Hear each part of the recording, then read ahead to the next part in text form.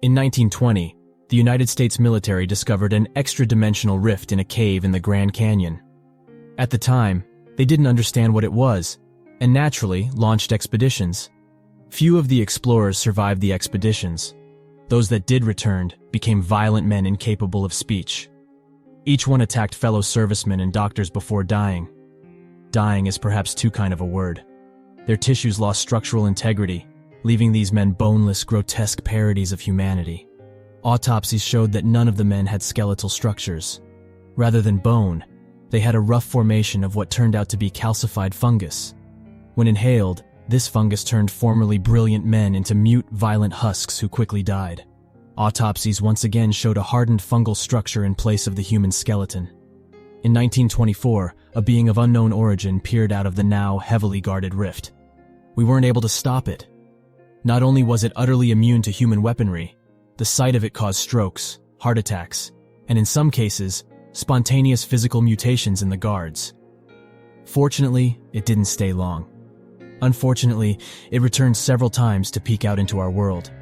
Each time had devastating consequences.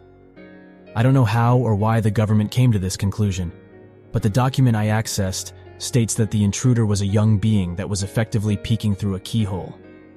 When other greater beings discovered the rift, humanity would be in dire danger. Over the next 4 years, military physicists conducted rounds of experiments with the intent of closing the rift. Instead, they tore another hole into our dimension in 1933. Pretend the walls that separate dimensions are reinforced steel. For about 30 seconds, a physicist transformed the steel wall into a mesh screen, permeable, unsecured, and easily destroyed. Something burst through the screen, an electric tornado covered in stars. The moment it broke through the screen, the rules of our reality forced the being to take a physical appearance. Beautiful and hideous at once, the creature somehow defied natural laws, while still being beholden to them. It shrank to the size of a rat and grew to the size of an elephant in the span of 5 seconds. It bled white fire and vomited diamonds. Its sweat left verdant greenery in its wake, even on steel walls. Its waste consisted of a fungus that dissolved and replaced the internal structures of a living host, converting mammals to sentient puppets that seemed to function as the eyes and ears of the being. Most spectacularly of all, it physically manipulated the universe. One early account tells of a handler who entered the being's compound and promptly had a stroke, which was not unusual. Early on, the being exerted a range of effects on personnel, ranging from clairvoyance to abrupt physical mutation, to injury, such as heart attack and stroke. Surveillance footage shows the handler drifting between infancy and old age like a sped-up film. Suddenly, the handler screams, "They've already come. This is what will come. This is what has come." The air behind the handler ripples into a mass of glimmering darkness. Something emerges from it, something bright and starry, hideously beautiful in the way of gods and angels. Those of us who have seen this footage catch only a glimpse of this divine monstrosity before the image cuts to strange, sparkling black. According to the timestamp, it resumes precisely 14 seconds later. All that remains of the handler is a raw, human-shaped pile of bone viscera. Behind him, the being grapples with the glimmering dark slit, pulling it closed the way we might close a pair of curtains. The being succeeds, then collapses beside the handler's remains and grieves. The grieving proved that the being bonded closely with its captors. Though highly intelligent, in fact, immeasurably intelligent by human standards, it bonded to people in a manner similar to that of companion animals. In stark contrast to the being's gentle loyalty, the intruders, the godlike monstrosities even our cameras can't comprehend, were hostile. That incident was the first sighting, but it was far from the last. From that day forward, the monsters, eventually codenamed Nichevoya, attempted to cross into our world on a frequent basis. Our only recourse was the being, who bravely knit the openings closed and in some cases, injured or even killed the intruding Nichevoya. Before long, too many attempts were being made too frequently for one being to handle indefinitely. The military's solution was a breeding program. After 5 years and hundreds of experiments, the military discovered that the being's offspring had to be carried in human males. They siphoned nutrition using an array of tentacles that they inserted into the intestines and stomach. In several early cases, The hybrid fetus triggered a metamorphosis wherein the father and the fetus combined into a single entity. These hybrids were uniformly male.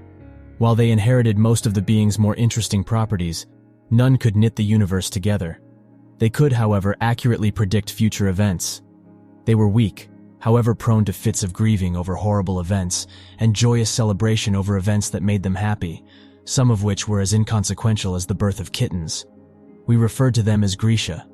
In other cases, the fetuses ate their way out of the fathers. The cases of cannibalism resulted in violent offspring. We call these cannibalistic offspring Volcra to differentiate them from the Grisha and euthanize them all.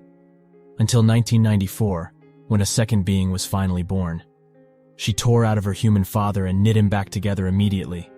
He still died. After all, closing a wound isn't enough to heal the damage within. But the fact remains that her very first act was an attempt to heal her father. Shortly after her attempt to save her father, the world split open. I've seen the footage from 24 angles.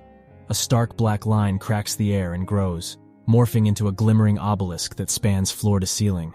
A Nichevoya emerges, and we see a glimpse of it, a titan made of stars and teeth and reptilian eyes, before the camera goes dark.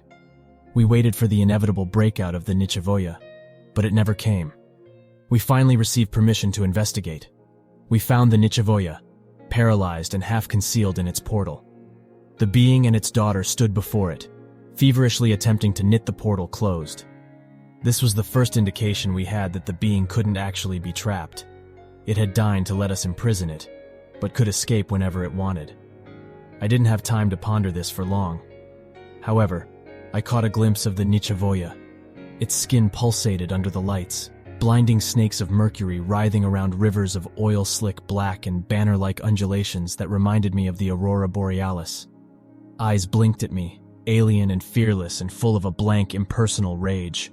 Nauseous vertigo overtook me and I spun around and faced the wall, struggling to ignore the maddening harmonic chime of the universe closing up again. The sound echoed through me, making my bones vibrate and my blood cells sing. "What happened?" I asked. "The being can speak, but it cannot speak to us. Only a few have heard the voice of the being. The few that didn't die of stroke ended up unable to hear anything but echoes of the being's voice, which drove them to suicide. So, after several decades, the being communicated by manipulating matter in a way I can only describe as puppet shows. Rough approximations of people and places and things that told a story that being thought we could understand. This particular puppet show showed a cannibalistic fetus, the Volcra, eating its way out of its father's back. It crawled out and grew until it was a man with starry skin and eyes like the sun. A rocket came and bought it away to another planet. It looked up roaring as the air around it shuddered and exploded into 1,000 glimmering holes. Nichevoyas flooded from these holes. The starry man killed them, rending these incomprehensible gods limb from limb. Then he fell to his knees and consumed them all. The image evaporated into smoke, which writhed until it formed the first written message ever delivered by the being. Volcra killed the Nichevoya, but you killed the Volcra. The shed shuddered, and its mouth opened. A hallucinatory, multicolored darkness flooded from its jaws and spilled through the room like a tsunami. I found myself hurtling through the darkness like a scrap of paper in a riptide, like paper in water. I was dissolving. I could feel it, my bones rubberizing and my tissue stretching thin, pulling apart into thin, inconsequential tatters. Then hands plunged into my ruined form, warm and small and terribly painful. The next thing I knew, I was on my back in the birthing chamber. That pain intensified, overtaking all of my senses. I sat up looking for the source and screamed. My legs were flayed piles of viscera in which grayish hole-filled bone gleamed. That is the last image I have. My bare bones coated in gore, before waking in a hospital. I'll be honest, I didn't expect to wake up. The kind of knowledge with which I've been entrusted exacts a terrible price. I wasn't entirely wrong. They only kept me alive because the being had bonded so closely to me, and they felt like I might be able to coax it back to US territory. You see, after rescuing me and knitting the rift, the being and its daughter, who researchers named Emergence, fled. Remember, we weren't exactly capable of imprisoning the being. It just allowed us to do it out of its boundless, incomprehensible devotion to its handlers. We don't know why it fled, although researchers believe it's because the being somehow realized we were killing the Volcra. Perhaps the being had parental feelings towards them. Perhaps it was simply heartbroken that we were slaughtering our own protectors. It doesn't matter. What matters is that the being left us. It came back 2 years later without Merzost and immediately asked for me. I was brought in by the military specialists who told me to obtain the following information: what the Nichevoya were and how to stop them. And if I failed, I would be killed. I expected to die. Hundreds of personnel over several decades had failed to extract this information from the being. Why would I be the one to succeed? Even though I was terrified, my reunion with the being was strangely wonderful. It grieved over my injuries and our sustained separation, and then lay at my side. We luxuriated in each other's presence for many hours. Then smoky tendrils shimmered and formed the words by the being. The Nichevoya finally understand they cannot open your earth while my children live. Instead, they will open your sky. Where do they come from? I asked. What are they? You will not understand. I believed this, but understanding wasn't my prerogative. Survival was. Tell me anyway. The being hid its face and began to tremble. You will hate me. I could never hate you. I did not come to love you. I'm not meant to love you. I only love you because your reality makes it so. What do you mean? I asked. They are the rest of me. The being was right. I didn't understand. Neither did anyone else. No one ever would. The being never communicated again. In December 2022, U.S. intelligence confirmed that Merzost was at a secure compound in Russia's far north. Russia quickly developed its own, rather more successful breeding program. They keep Volcra, but euthanize Grisha. Funny how that worked out. 6 weeks ago, the Grisha all broke into hysteria. They wept and screamed for hours, throwing themselves against walls. Several perished. Finally, we obtained the information that was distressing them. Nichevoya have opened the sky. The next day, a Nichevoya attacked a Russian nursery full of Volcra, as the being predicted it came from the sky from outer space. The being immediately portaled to the Volcra and fought to the death. Its sacrifice was not in vain. It immobilized the Nichevoya long enough for the Volcra to eat and kill it. The being quickly decomposed into a small mountain of flowers and fungus. Over the last few days, the Grisha have become even more hysterical, throwing a sustained fit of maddened despair centered around one piece of information. We are one. We have come. We are one. We have come. The Grisha then killed each other. They suffocated and strangled and beat one another to death in a course of 2 minutes. According to our intelligence, all of the Russian Volcra died last week following an episode of mass psychosis. Autopsies revealed that all of their skeletons had been replaced with a hardened, calcified fungus. The people who performed the autopsy died in similar circumstances, mindlessly violent with fungus in place of bones. As of yesterday, the Russian compound appears abandoned, a dark fungal mass choked with flowers, a curiously beautiful blight on the Siberian tundra. We found Merzost. She is prepared to die for us. She's half human after all. This is her world. She'll close rifts on Earth and in space until it kills her. She doesn't know what the being truly was. No one does. If it was meant to be our enemy, why did it give us Volcra to kill it, Grisha to reveal it, and Merzost to save us? No one even knows what the Nichevoya are.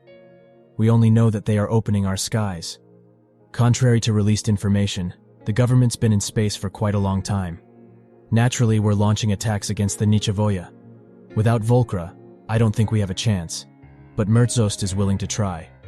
The government is willing to send her into space to close the rifts, and it's willing to put soldiers in spacecrafts to bomb the Nichevoya to death. It sounds ridiculous, putting a demigod on a rocket ship. The worst part is, even if it works, there's nothing to do about the fungus. The being was right. I don't understand. I don't think anybody ever will.